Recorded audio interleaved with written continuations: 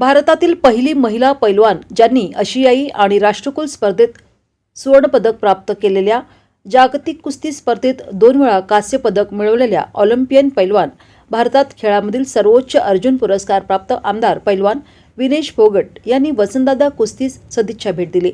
भेट देऊन तालमीतील युवा पैलवानांना मोलाचे मार्गदर्शन केले.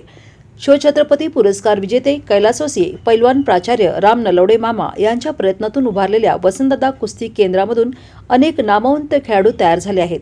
अनेकांचे जीवन घडवण्याचे काम वसंतदादा कुस्ती केंद्रातून आजही चालू आहे.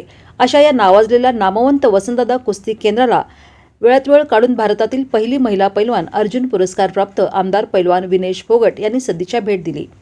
वसंतदादा कुस्ती केंद्र येथे सांगली शहर जिल्हा तालीम संघ आणि केंद्रातर्फे त्यांचा फेटा आणि पुष्पगुच्छ देऊन सत्कार करण्यात आला. यावेळी शहर जिल्हा तालीम संघाचे अध्यक्ष राहुल पवार, वसंतदादा कुस्ती केंद्राचे सचिव NIS कुस्ती कोच राहुल नलवडे, तालीम संघाचे सरचिटणीस कुस्ती कोच सुनील चंदनशिवे, कुस्ती कोच राजेश वाघमोडे, तालीम संघाचे सदस्य सुनील परमणे, सचिन पाटील, प्रताप एडके, युवराज पाटील, विनोद गायकवाड, अविनाश सूर्यवंशी, अमित पाटील, त्याचबरोबर युवा पैलवान आणि पालक उपस्थित होते.